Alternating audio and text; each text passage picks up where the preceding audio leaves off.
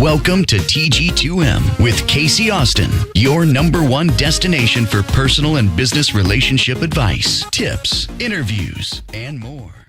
So JT Tran is also credited as the Asian Playboy. He's a dating coach as well as a dating advice columnist for LA Weekly, Baller Magazine.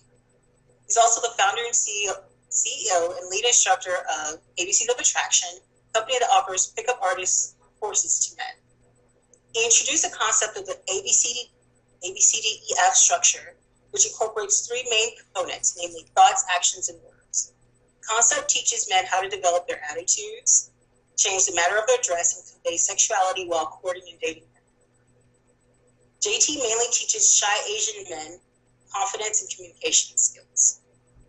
JT and his company has been featured on ABC's Nightline with Juju Chang, Asian Week, Verge, Huffington Post, Al Jazeera America, Voice of America, News TV in China, NU Asian Magazine, the Harvard Crimson, New York Magazine, E Magazine, the Yale Herald, Hyphen Magazine, and Daily Yale News. He's been featured as a guest speaker at Harvard University, Yale University of Chicago, and Wharton School of Business, where he's passionate about teaching and coaching men his unique method of engineering that juxtaposes or combines the main skills that he acquired as an engineer to today's dating. That's amazing. So tell us about that. Welcome to the show, JT. I know that's a mouthful. So basically, I would call it, America's #1 Asian dating coach. And you're right. How I arrived at where I am in life and the mission that I've undertaken, this essentially call to service, is a very unique path that I took because being an aerospace engineer is a far cry from what I do today. But at the same time, you can sort of see the trajectory in the fact that I, being a very stereotypical Asian American, spent my entire life being a very studious boy and concentrating on his studies, having a strict set of Asian parents, tiger mom, that pushes you to be academically successful. But socially, I went to prom by myself in high school. Like, I didn't kiss my first girl until the age of 20. So, I read that. yeah. So I spent so much time trying to be educated and professionally successful, never spent the time developing my own personal core self and having the romantic success that I wanted in life until, one day this tall, blonde, pretty, blue-eyed girl chose me in college. And I was incredibly lucky because it's an engineering school in Florida Institute of Technology, which is like an hour from the Kennedy Space Center. And I wanted to be a rocket scientist and all that, be part of the space exploration. I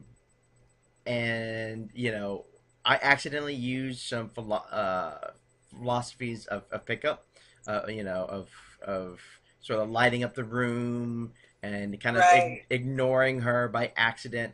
But like, she thought I was ignoring her, but in reality, I was so scared shitless I couldn't talk to her. She thought I was too cool for school, but in reality, I was like, "Oh no, cute girl, must run!" Right.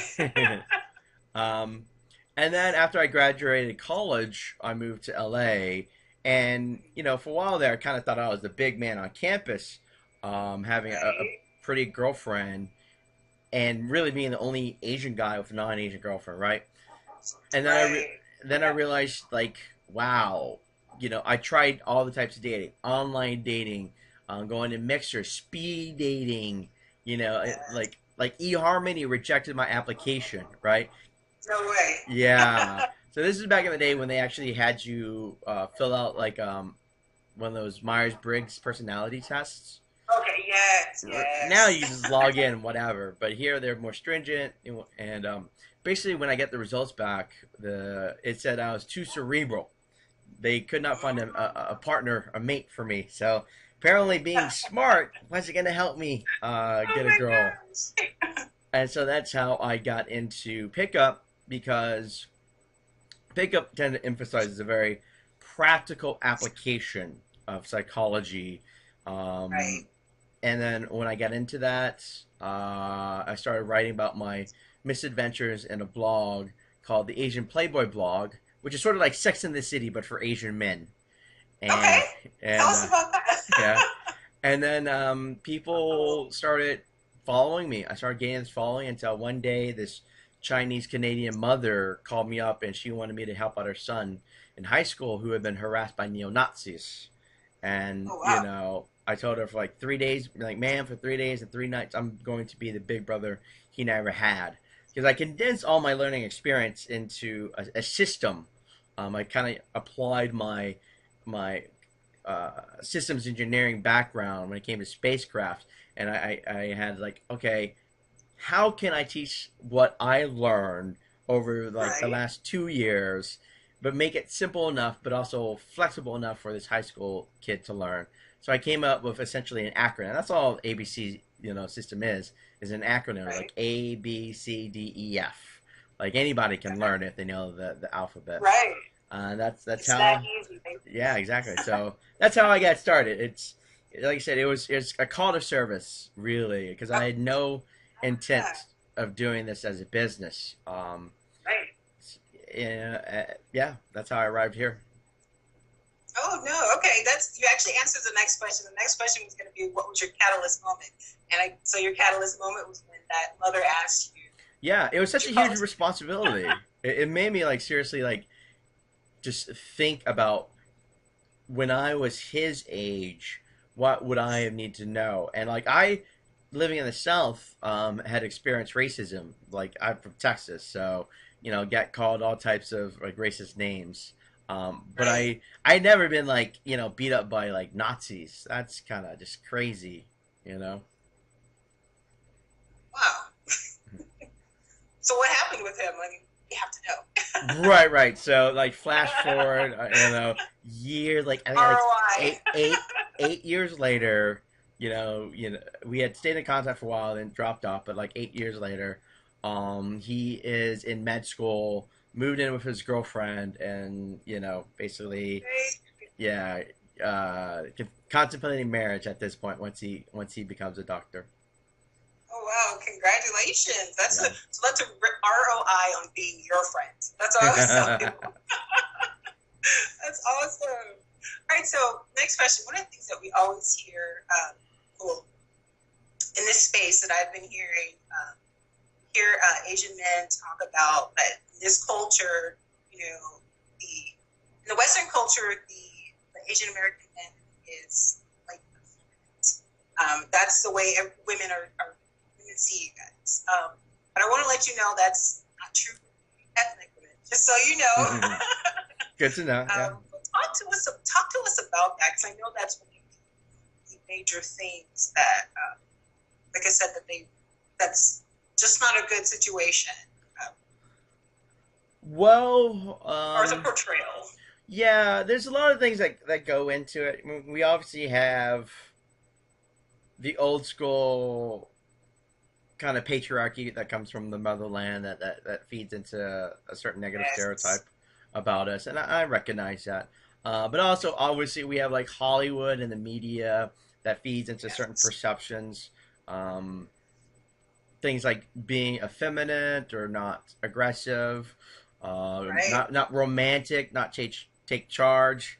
I think there's that one movie with Jet Li, that famous Chinese action star, goes here and Right. his first leading role, he doesn't even kiss the girl.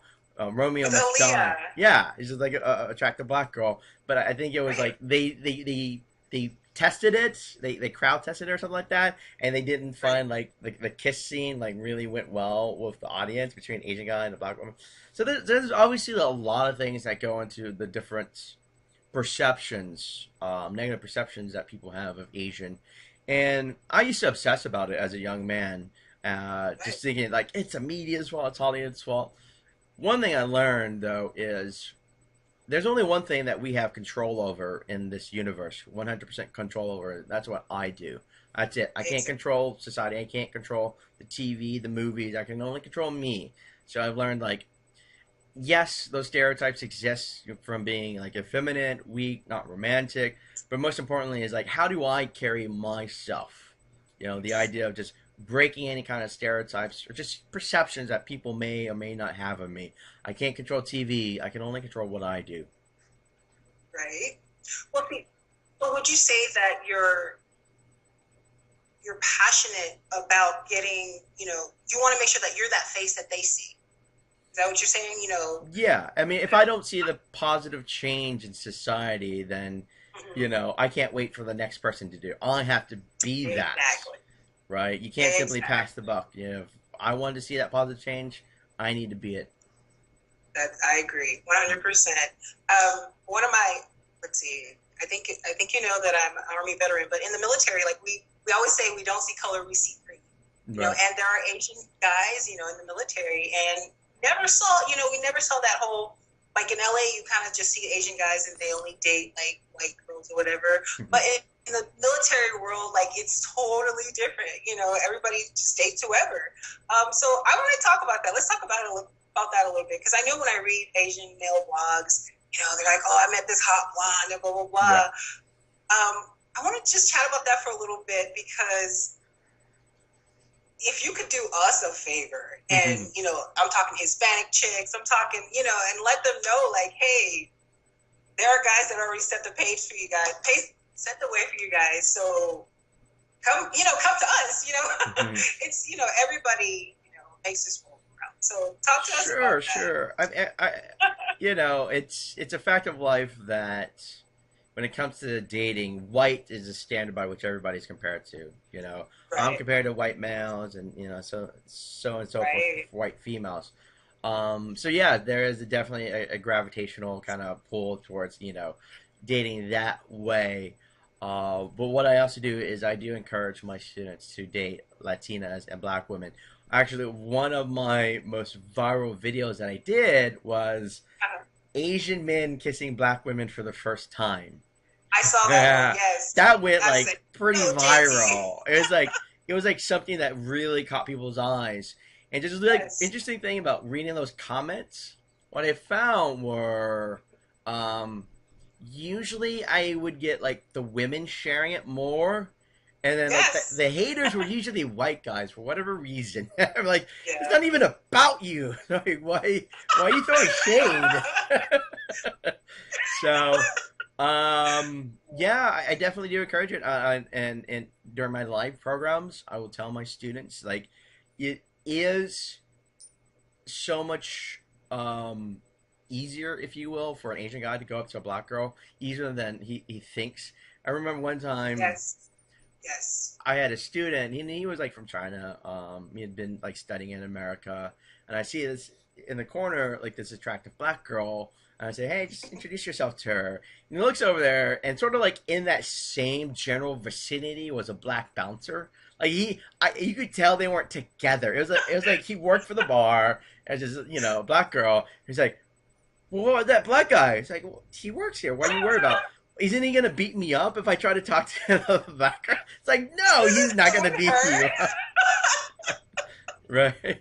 So I definitely have to break these perceptions, and it's a lot of it comes from, again, our old mother country kind of perceptions where you might have like China, Japan, where they don't have a lot of people of African descent. So for them to go out there, it's a big push, right? Although what's interesting is because China is investing so much into Africa, that you actually are getting a lot of Chinese African, marriages, because there are so many more Chinese men than there are women because of China's one-child policy. Did you know that? Right. Yes. So there's quite a bit of cross marriages slowly starting across the spectrum. I did not know that piece. That's awesome. Yeah. Okay, that's great. So I was going to ask you if you knew about how in New York, there's meetup groups that are forming now. Mm-hmm. Google it when you get a chance. There's tons of meetup groups. It's Asian men and Black women. I'm like, oh wow, a lot of them. So I love the fact that you want to be that face, because I'm always about that. If there's something missing, we need to just go ahead and put it out there and Yeah, I mean, see that change that we want to see. absolutely, it's socially rewarding, personally rewarding, but also for those of us who are entrepreneurs, if you can, Yes. if you can, find that need, that niche, Yes. and like with Black women and Asian men, there is a certain similar effect that's going on, where Yes. it's sort of different, but on the spectrum of sexuality, our sexuality is being warped by the media. Yes. So We were about to, like, we're right here. What's going on? Yes, that's exactly where I was going to go. A lot of the articles that I've been reading, it's crazy. Like the first 6 pages of Google, a lot of articles I've been reading, Asian men, they're talking about how they feel that there's a connection between, major connection between African American women and Asian men, because it is skewed. It's totally opposite. African American women were made to look like we're masculine. We're, emasculated.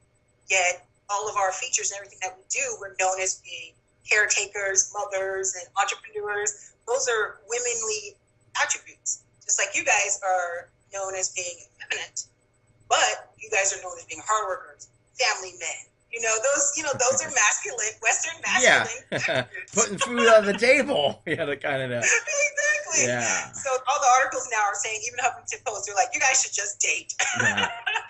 I definitely encourage it. It is for a lot of Asian guys.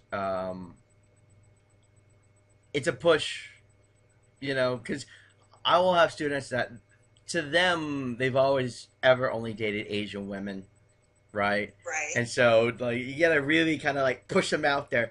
Because I tell them, like, these girls, they're not stopping guys from hitting on them. Like, a white guy, a black guy, will hit on them. Like, I've known friends of mine who have Asian fetishes.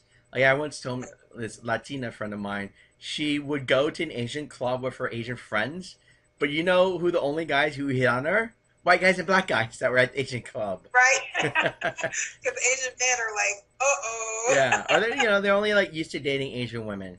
So we Right. definitely have, the idea is like making Asian men understand that other women find them attractive and are receptive. And I think that if they believe that, it'll be a little bit easier for them to try to initiate that first move. Well, I went to an event. It was like 500 dudes, and I was the only female. I did it on purpose. Approach. And one of the people that approached me was like a 6'7", 20-year-old Asian guy, Nice. and he approached me, he had a cowboy hat and everything, It's like, how old are you? I'm like, how old are you? He's like, I'm 20, but I'm old enough for you, or something like that. And I'm just like, I like that. Confidence is all it takes. Yeah. All it takes. Bruce Lee, like I'm just gonna always say, Bruce Lee has already set the pace for you guys. I have a super impression. But so you guys are good. So definitely tell your students that. I'm definitely pushing the message, but Yeah. it's for a lot of my students, it's a multi-pronged effect.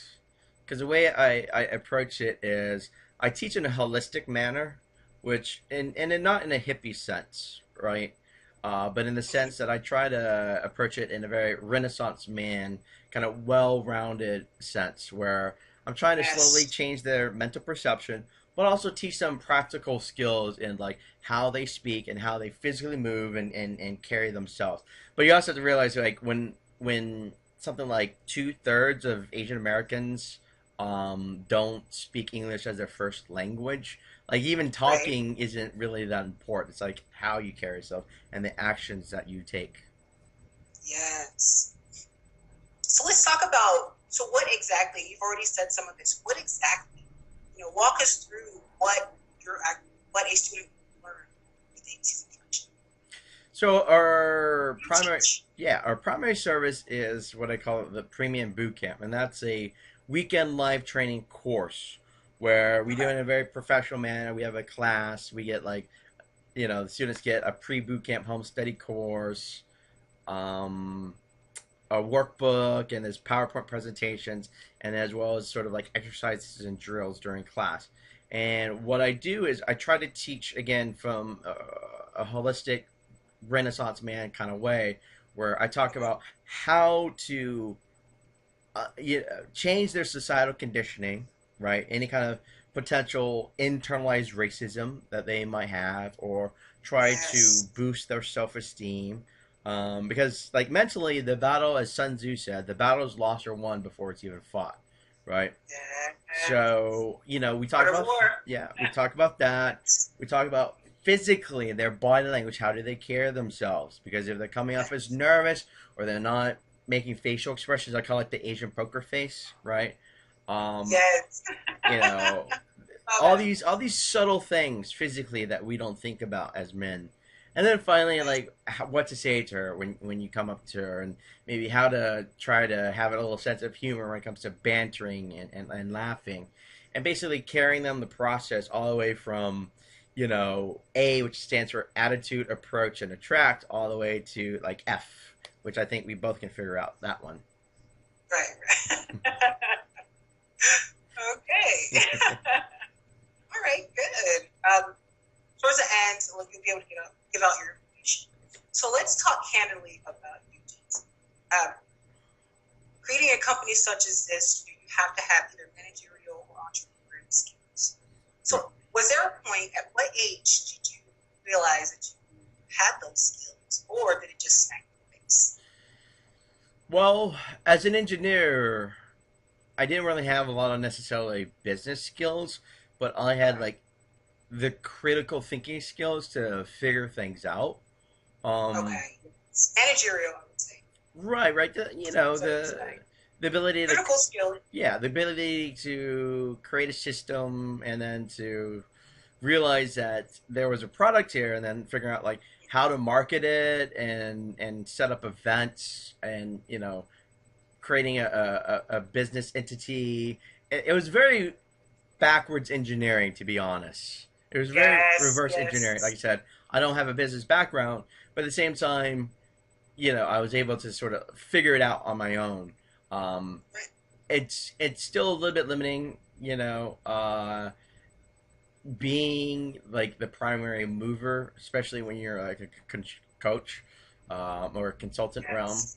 But what I've learned were, like, the limitations that I had, and that's where I started bringing in more specific people to help in areas that I couldn't do. I think that as an entrepreneur, you start to feel successful, especially, like, for in my case, you have certain internet fame, and it's very Yes. easy to grow a sense of hubris and pride.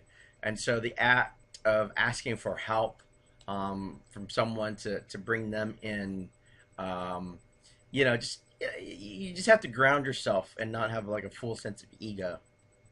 Yes. Yeah. Yeah. Well, it really does take a team. I know a lot of times, a lot of people try to say, oh, yeah, I'm an entrepreneur, this is my company, whatever. And everybody's posting, entrepreneur life, but it takes that team to make that. Right. Yeah. Right. Good stuff. Good. All right. So there really wasn't an age. Well, no, how old were you when you created ABCs of Potential? Uh, so I graduated college. I did engineering for 4 or 5 years. Okay. Realized I didn't really like it. I think 26, I guess. Okay. I'd All right. I'd been in, like, the corporate engineering world for a while, and then you realize the government owns your soul. You're Right. making money for them, right? Yes. But I was in, like, the workforce for a while, and then I had that blog. It was only meant to ever be a hobby, and then it started, like, going from more than a hobby into actually something real. So, like, mid late 20s. That's when I started. I wouldn't say I was good by any measure. It just happened, like, clients were throwing money at me. I'm like, hey, money. then Right. then I But that became, whole second career thing's not always easy, yeah. But if it comes from a place of passion, Hmm.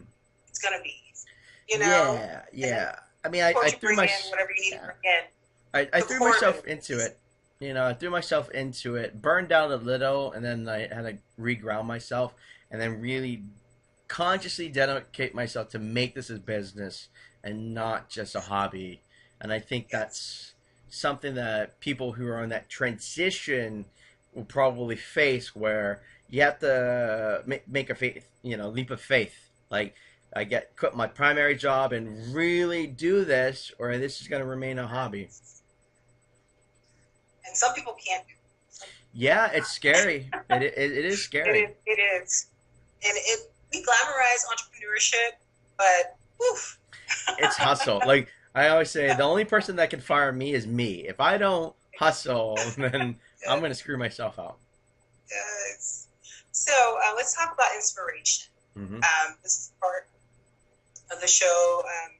We're coming up on part of the show. We call it Filling Your Way to the Top. But we're going to talk about who inspired you. Would you say to be who you are today, who in your immediate life? Not so much celebrities. I guess on a certain, it sort of like came full circle for me.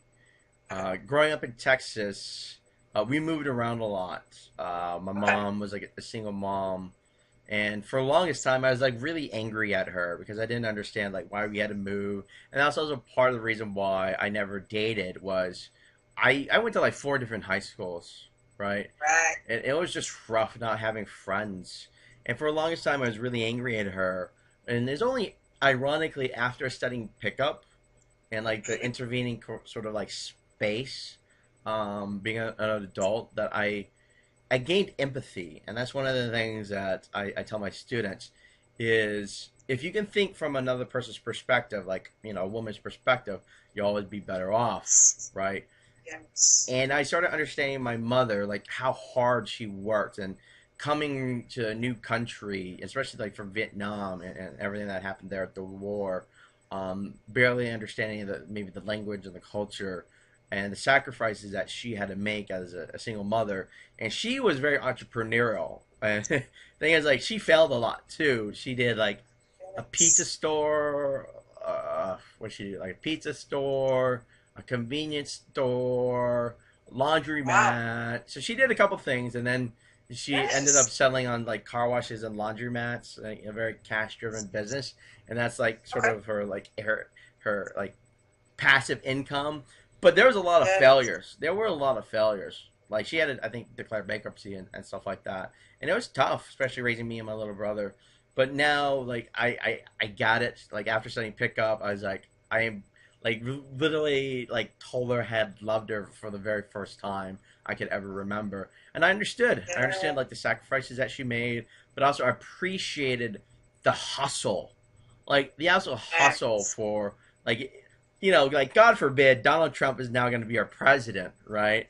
And he decides to exile all like Asians, right? Whatever reason, and I have to move to some country that I don't even speak the language, right? Like, could I do that now, right? Like my mother did, and then start a new business, and then fail that business, and then keep trying until you actually hit something, right? Right. That's a lot of grit that you have to go through while raising like a couple of kids. So I definitely have a lot of respect now that I understand. Yeah, now that I understand where she comes from, she definitely inspired me. That's good. So is she your current support system? Is she one of your cheerleaders, so to speak? Yes, I remember. She barely understands the internet. Like, she barely understands the internet. She only texted me for the very first time this year. First text, right? And I remember coming home for Christmas, like many years back, and it was like I had been on TV on Nightline, and she didn't really understand what I did. So I just tried to tell her the consulting, teaching, that's up. Like, she didn't really understand. And then she saw me on TV, and when I came home for Christmas, I said, "Hey, I saw you on TV." And then he's like, that's the thing about Asian parents. They want to be, have pride in their sons and daughters. And we tend to think as Asians, like, oh, we have to be doctors or successful lawyers. No, as an Asian parent, she just wants bragging rights to brag to her neighbor, like, haha, Your son's a Yes, doctor, a lawyer? Huh? My son has been on national television. exactly. That trumps everything, right? Exactly. So I was like, it's like, yes, mom, I was on TV. Oh, wow. Okay. Oh, that's good. I'm so glad to hear that. I love, of course, we as women, we love to hear that guys have really great relationships with mom. So for her to be your Yeah. cheerleader in what it is that you're doing now, that's super amazing. Yeah, yeah. Like I said, especially like, I was an absolute rotten bastard in high school. I Ah, was, like I said, I was just full of teenage anger because I didn't understand. right. I really didn't Great. understand, because when you're a teenager and you're a boy and you're lonely, you can Yes. only think of like Yes. yourself and your pain. But then when I was able to release that pain, and part of it was also obviously being able to date whomever I wanted. I finally like was able to let that go and start seeing from her perspective because I wasn't thinking about myself anymore. Now, is she an active? When I hear you talk about her support, it reminds me of Hugh Hefner because he actually started his business. His mother was she started the business and then handed it over to him, and she's Wow. always been his biggest cheerleader until she passed away. So, does she get involved in the business at all, or is she just a cheerleader? More cheerleader, like I said, she barely understands the internet, and we are Oh, primarily like an internet-based business. But it she's is. You're always like right. asking like how things are going. Um, Okay, you but know, she's a she, cheerleader. yeah, yeah, That's good. You need that. yeah. So let's talk about mentorship. Definitely in this space, in this business, we all need mentors. So tell us, who are some of your mentors that are guiding you on this amazing journey?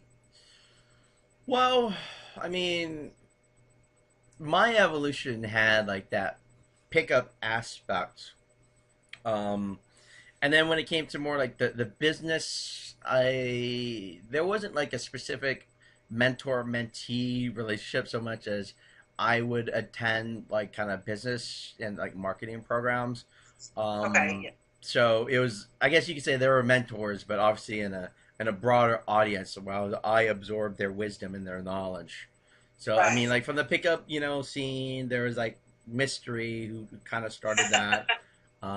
Of course, yes. Right, right. And there was obviously a difficulty in the fact that this was a 6 foot tall white guy and I was a short Asian guy. So I had to explore on my own that aspect of like race when it came to dating. And that's basically how I got known.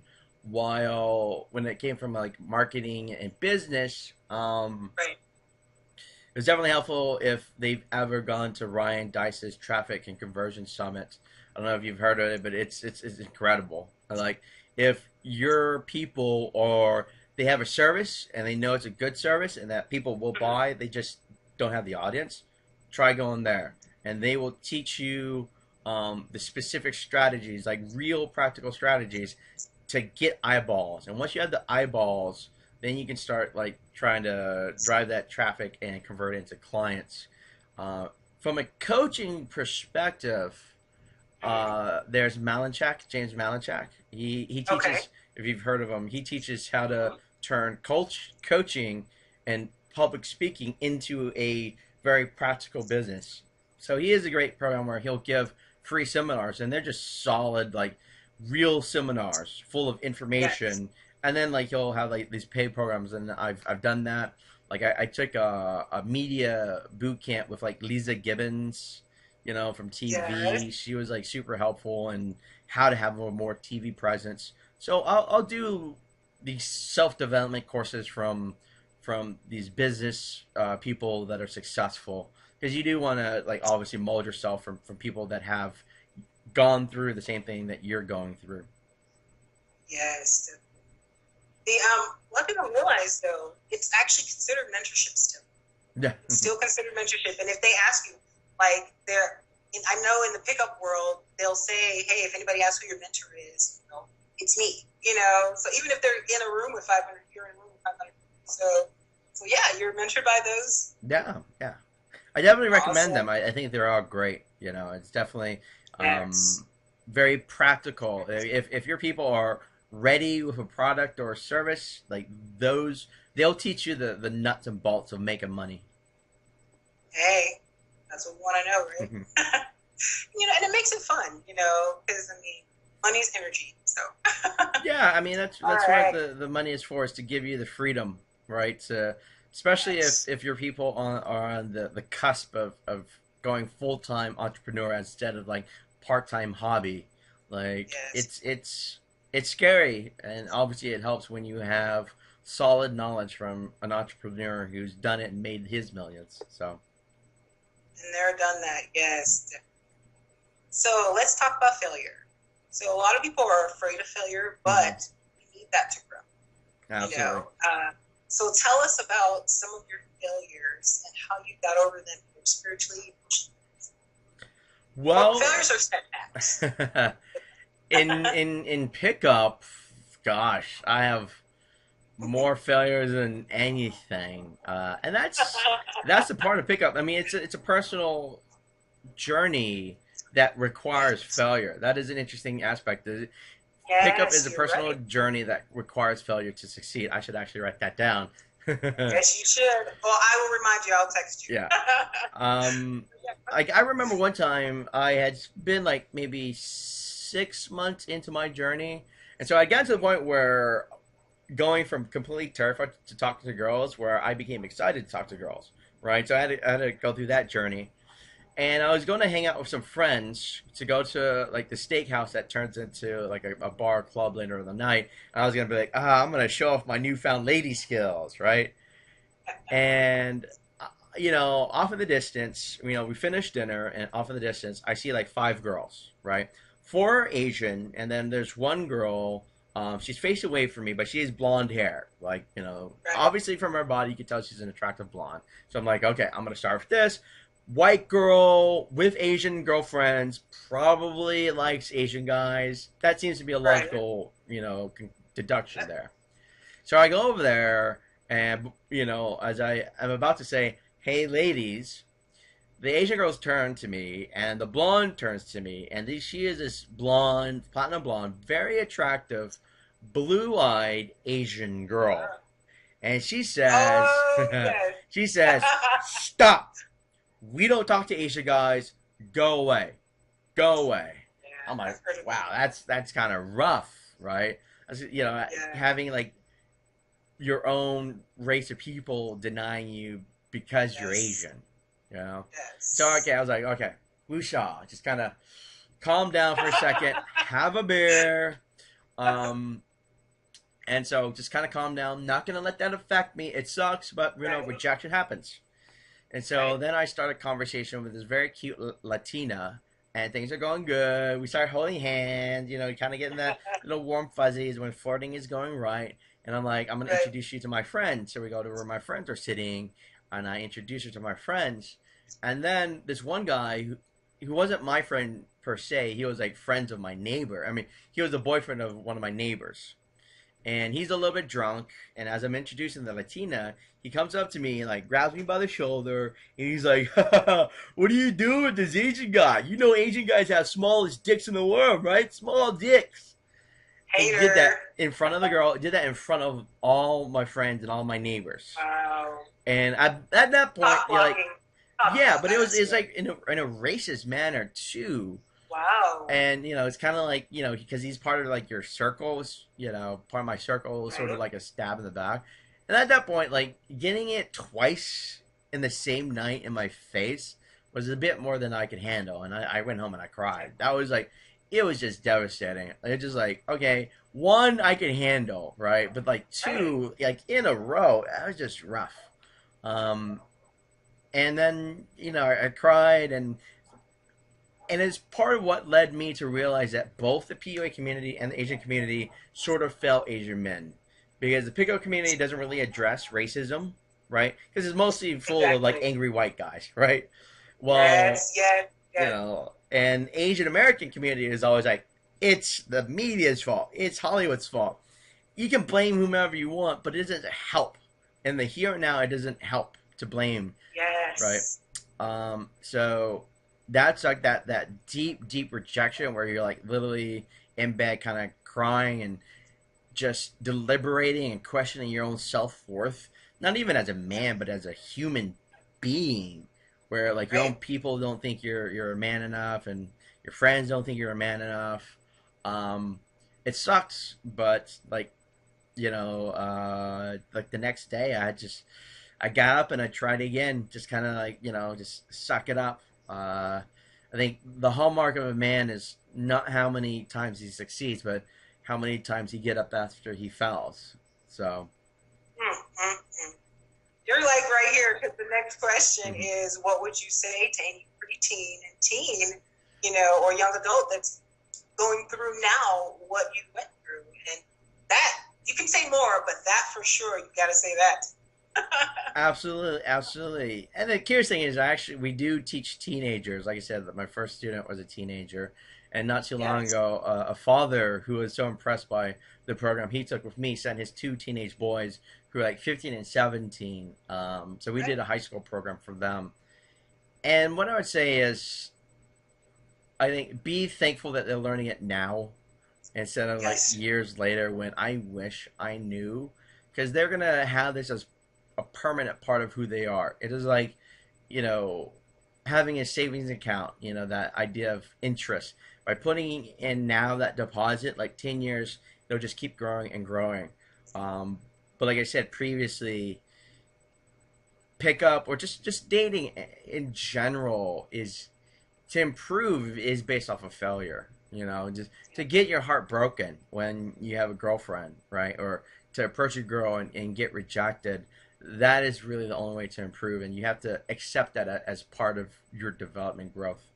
No matter how much it hurts, no matter how much like your first love, your first puppy love or crush, it's part of our growth is the pain. That's true. Very true. Well said.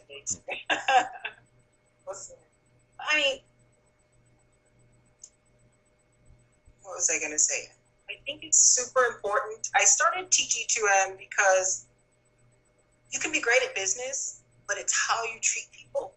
That's one of my first mentors told me. It's how you treat people that they remember. And this whole entrepreneurship game is about relationships. Sure. At the end of the day, it's about relationships. When you go network, you have to know how to talk to people. They don't teach that in high school. Yeah. My first company is a team-driven company, and they're constantly telling us, we're not learning this, Miss KayeCee. We're not good. So we need to teach them that. That's why relationships, that's why, like you said, there's so many angry young men out there because they don't know what to say to women and nobody taught them. It's all about girl power. What about young men power? So right. But I love talking to people like you. Thank you. Yeah. Well, like you say, like I'm actually thankful for feminism from a practical point of view, right? In my own self-interest, because it's what's given me a career in a company. Because dating has changed, and we as men have to catch up to that. Like, it exists more than just here in America, but even in China, where there's something on the order of 30 million more Chinese men than there are women. Like, they're suffering from that gender imbalance, and they're trying to figure it out too, right? So they can't depend on old traditions of dating. It's time to go to dating 2.0, right? Yes. So dating 2.0 is basically ABCs of attraction. Exactly. Right? 3.0, we've evolved. Yes, go ahead. I'll plug it in for you when you won't. I'll plug it in for you. Awesome. All right. So I'm going to ask you one more question, and then I'll ask you one question. So let's talk about sleep. That's a really big thing. How much sleep? See, I don't know if I'm the right person to ask this because I obviously live a different lifestyle than most normal entrepreneurs. Like, my work hours are stripper hours, right? I work at night. And my my job is to be essentially a professional partier, if I can phrase it that way. So I don't know if I'm really the best kind of role model in that regards, because I'll be up until like 3, 4, whatever a.m. and I'll sleep until like past noon, and then like my day starts at like 1 o'clock or something like that. Okay. Yeah. Okay. Well, the question was how much sleep you get, but we'll put a disclaimer that we know that you should get how much? 8 hours, right? Yeah. But minimum of 4 is actually good. Yeah. High performers actually do 4. Mhm. And napping during the day is good too. That's Yeah. good. Yeah. I do that too. I got that covered. It's good for your brain, it is. All right, so now for the bonus question. So if you were in a world where entrepreneurship was banned, would you take up a trade, or would you rebel and become an entrepreneur anyway? Why? All right. Could you repeat that last part? So if I lived in a world where entrepreneurship was banned, and then... Yeah. Would you take up a trade? Like, would you be a carpenter? Or would you, whatever they said that you should be? Or would you rebel and start this whole, the revolution type?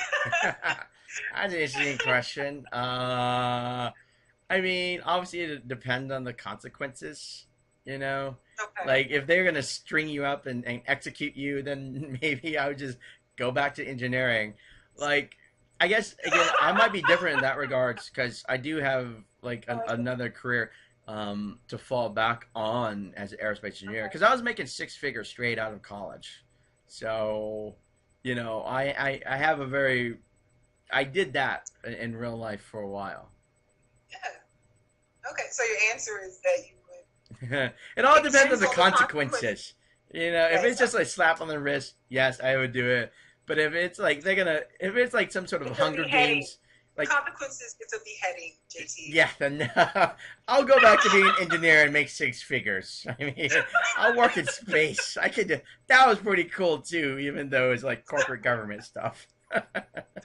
Oh my gosh, I love it. No, that's my favorite question. We're just being real here. If it's a beheading. Now, I will tell you though, for some reason, I think you might change it though, because I do a lot of live panels where it's like 4 or 5 people and in front of an audience. For some reason, everybody's like, I'm going to be an entrepreneur anyway.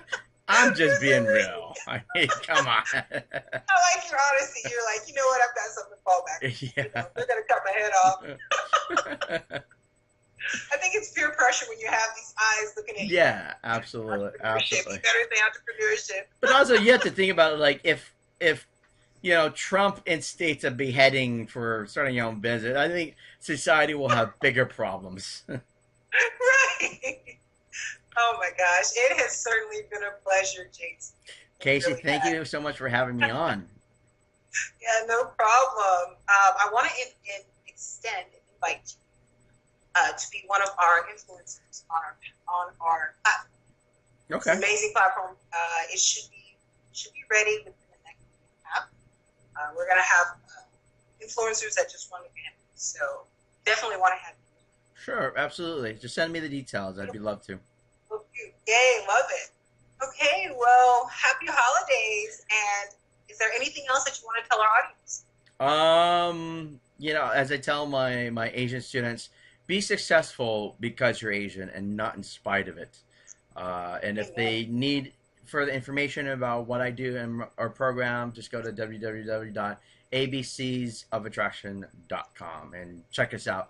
Proof is in the pudding. We have reviews from people from all walks of life. I've had parents send their kids. I've had people who are divorced, tall, good looking to short and looking like me, able to get girls. You're very handsome. Thank you. Okay. But yeah, just come on and check it out. So what are your social media handles?